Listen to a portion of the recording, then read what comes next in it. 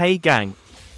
I'm Fahaam, your financial freedom guru. Let's turn your dreams into billionaire success stories.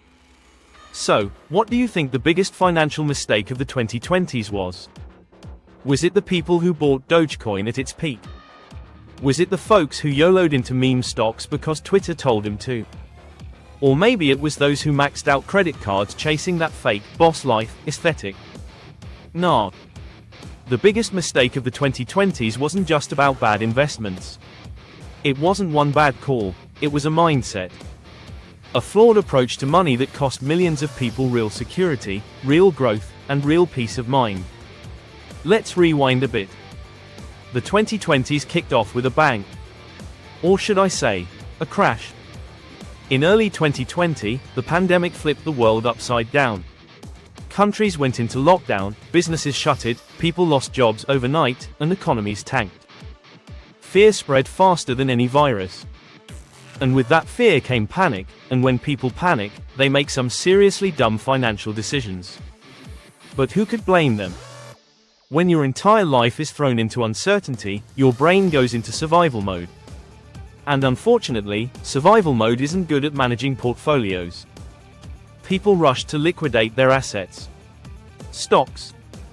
Sold. Retirement funds. Cashed out. Savings.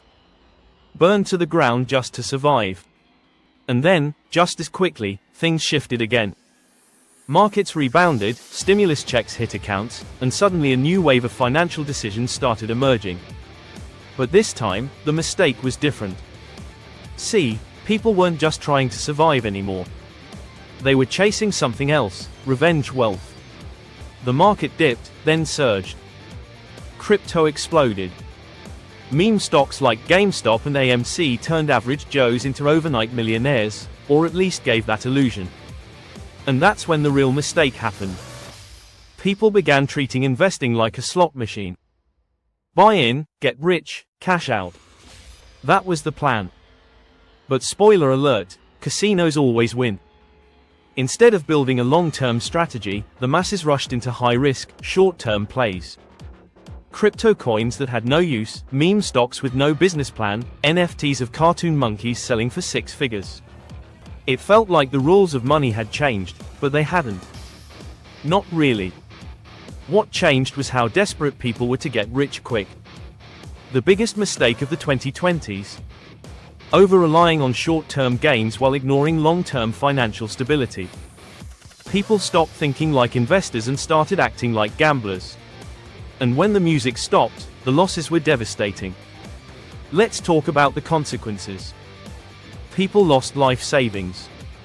Some racked up massive debt to jump into a once-in-a-lifetime opportunity that was actually just a fad. Others bailed out their retirement accounts to buy into trends that vanished faster than they appeared.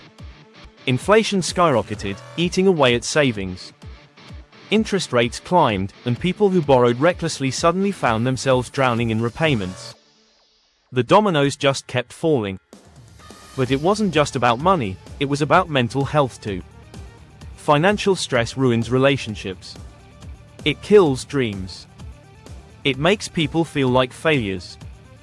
And the worst part? Most of it was avoidable. So let me break this down for you, the lesson that should have been learned in neon lights. Wealth is not built in weeks. It's built in decades. And no amount of hype on social media changes that. The people who walked through the 2020s with their heads held high were the ones who ignored the noise and stuck to the basics. They had emergency funds before chasing investments. They paid down debt before they bought meme stocks. They didn't care what was trending, they cared what was sustainable. And guess what? They're the ones smiling today. Now, here's what we do with all this. We rebuild, smarter, stronger, wiser. Step 1. Diversification. Don't go all in on any one thing. I don't care if it's gold, Bitcoin, stocks, or real estate, spread your risk.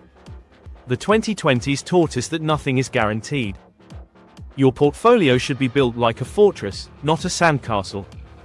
Step 2. Long-term investments. I know, boring, right?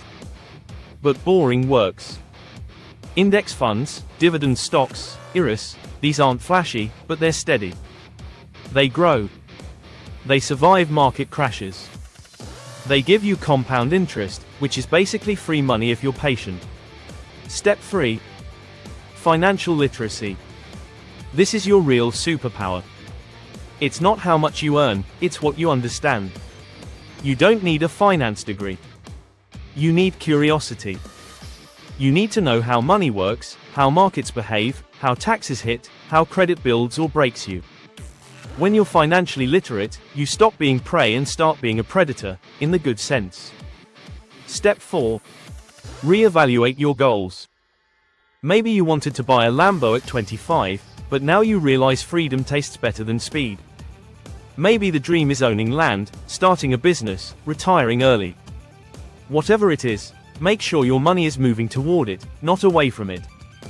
And last, resilience. Financial resilience is more than just having money, it's having discipline. It's having the ability to say no when everyone else is saying yes. It's resisting FOMO and embracing logic.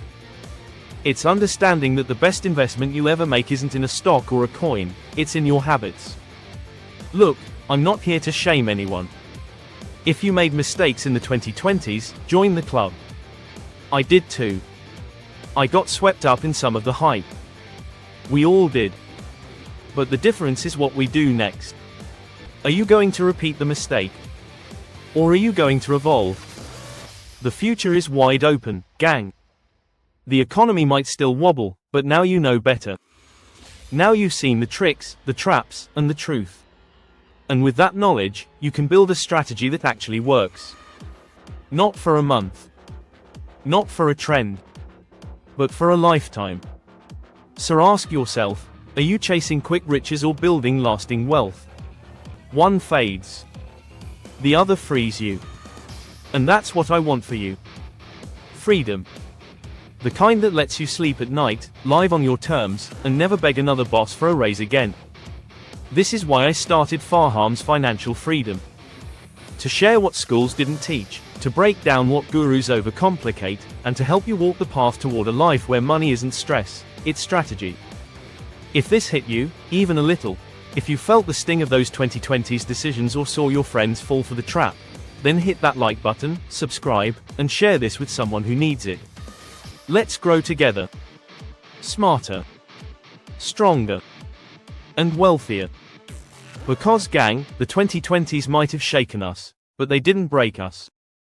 And now, we rise.